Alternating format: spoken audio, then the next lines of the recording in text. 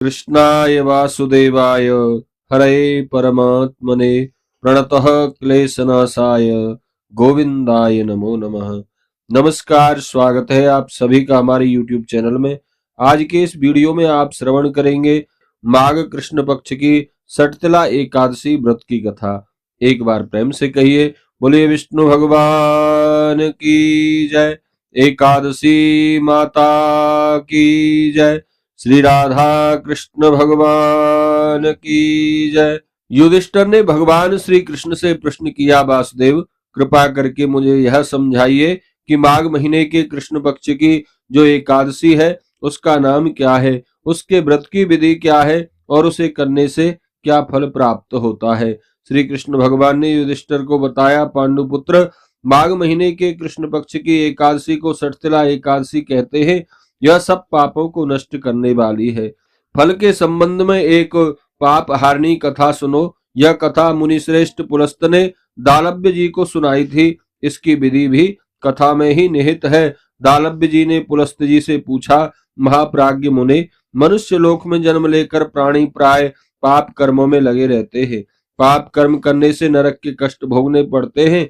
मैं जानना चाहता हूँ कि क्या किया जाए जिससे उन्हें ये कष्ट झेलने ना पड़े। महात्मा पुलस्त जी बोले, दालभ्य जी, आपने मुझसे बहुत सुंदर बात पूछी है, क्योंकि इससे संसार के जीवों का हित होगा।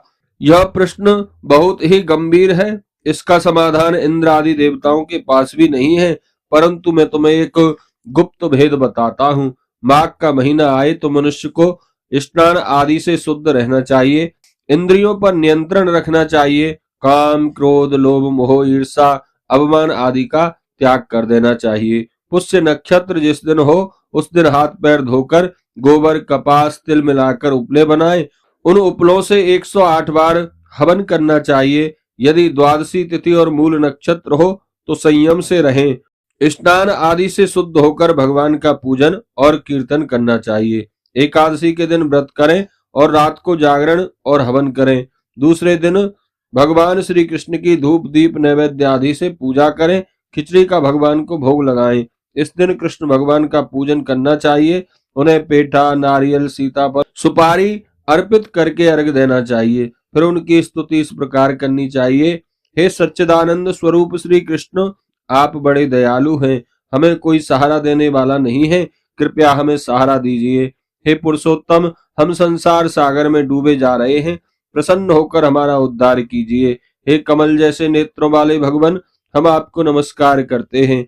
हे विश्व भावन, आपको नमस्कार है। हे महापुरुष, आप सबके पूर्वज हैं।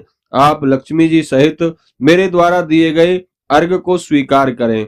उसके बाद ब्राह्मण को यथाशक्ति जल से भरा घड़ा एवं तिलों से भरा हुआ पात्र दान में देना चाहिए। संभव हो सके तो छाता जूता वस्त्र और जो भी आप सामर्थ्य अनुसार दान दें वह दान करना चाहिए। दान करते समय मन में यह भाव रखें कि इस दान से भगवान श्री कृष्ण मुझ पर प्रसन्न हो। इस प्रकार मनुष्य इस दिन तिलों का 6 प्रकार से प्रयोग किया जाता है। तिल के जल से स्नान, तिल का उबटन लगाना, तिल मिला हुआ जल पीना, तिलों से हवन करना, तिल का भोजन करना और तिल का दान। इसलिए इस एकादशी को सटतिला एकादशी कहते हैं।